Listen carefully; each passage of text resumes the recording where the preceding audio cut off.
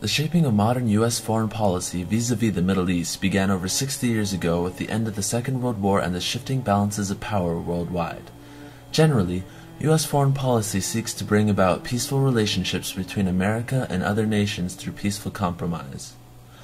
U.S. foreign policy also attempts to promote regional stability by facilitating peaceful compromise among other nations. The result of peaceful relationships and regional stability ought to be economic prosperity and domestic tranquility for all states involved.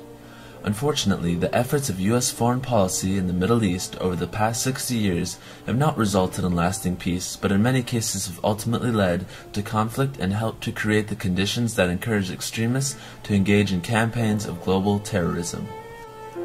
America's intensive social, cultural, political, and commercial involvement with the Middle East has taken a crucial importance in the last half of the 20th century and the first years of the 21st. The United States foreign policy in the Middle East and the hope of peaceful compromise since 1945 have ultimately led to conflict, resentment, and terrorism for several reasons. These reasons include the U.S. dependence on petroleum resources, foreign policies that work against peaceful settlements of international disputes, perceived favoritism towards Israel, and a lack of cultural sensitivity. The post-war involvement of the United States in Middle East diplomacy began in 1948 with President Harry Truman's diplomatic recognition of the State of Israel. Since the end of World War I, the British had a mandate to oversee Palestine. The United States pressured the British into allowing 100,000 Jewish refugees into Palestine. A special commission was formed and it recommended the division of Palestine into separate Jewish and Arab states. The U.S. supported this proposal in the beginning.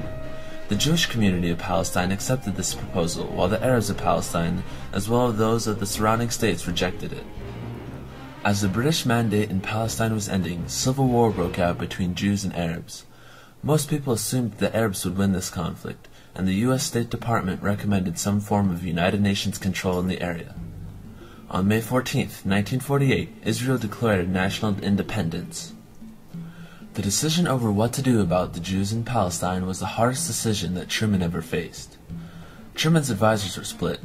Clark Clifford felt that the Jews deserved a safe place to live. George Marshall disagreed. He felt that a quick recognition of Israel would look like Truman was trying to gain the favor of Jewish American voters. He also said that it might affect America's access to Arab oil. President Truman decided to give diplomatic recognition to the State of Israel. Peter Greer, in an article for the Christian Science Monitor, writes, "It was a faithful step nonetheless. Ever since U.S. policy in this vital part of the world has juggled support of Israel with desire for access to oil fields controlled by Israel's often hostile neighbors." On July 26, 1956, Gamal Abdel Nasser, the president of Egypt, nationalized the Suez Canal. Besides Britain, France and Israel felt threatened by this action. During the administration of President Dwight Eisenhower, John Foster Dulles argued for a more even-handed approach in American policy towards the Arab-Israel conflict. When the nationalization of the canal took place, Britain, France, and Israel prepared to launch military strikes against Egypt.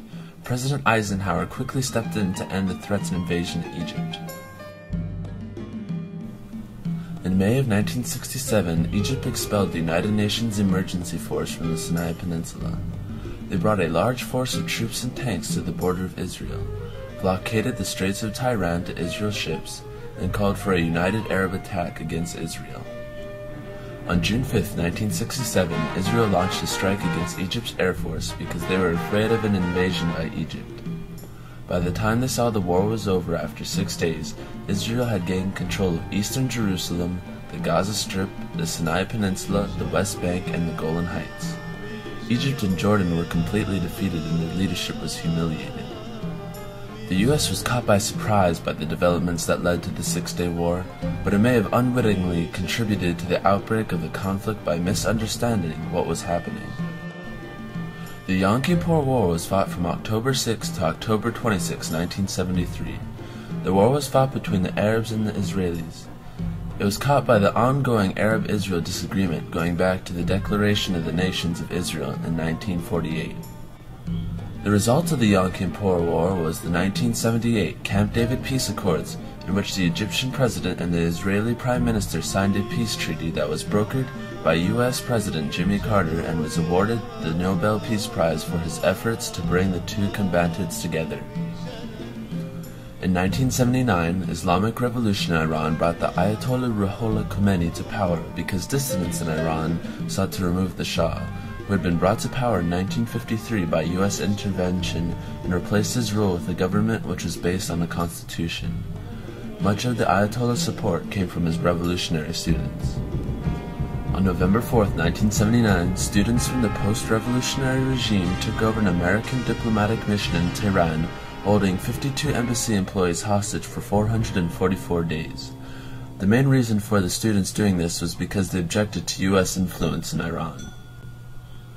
In 1982, the U.S. participated in a peacekeeping mission in Lebanon following the Israeli invasion of Lebanon. On October 23, 1983, during the Lebanese Civil War, 2 hijacked trucks packed with explosives struck a building in Beirut housing U.S. and force members of the Multino Force in Lebanon.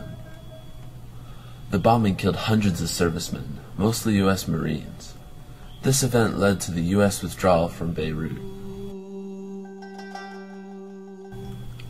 August 2, 1990, following the Iraq invasion of Kuwait, the U.S.-led coalition liberates Kuwait in Desert Storm.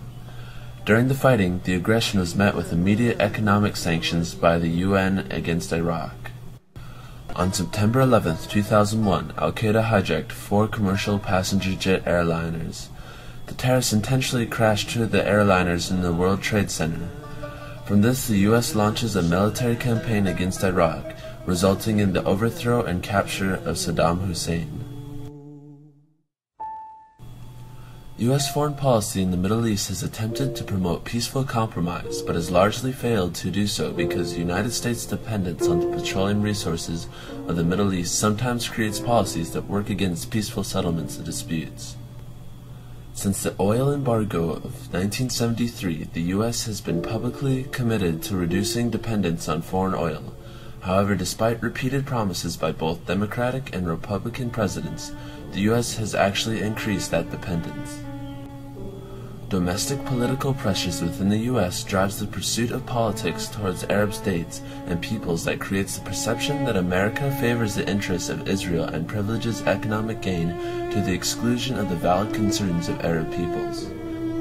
To a large extent, our strained relationships with Muslim Arab states and the broad Muslim support for the actions of Osama bin Laden result from the political decisions of American leaders that were taken in order to achieve the support of powerful special interest groups within the U.S.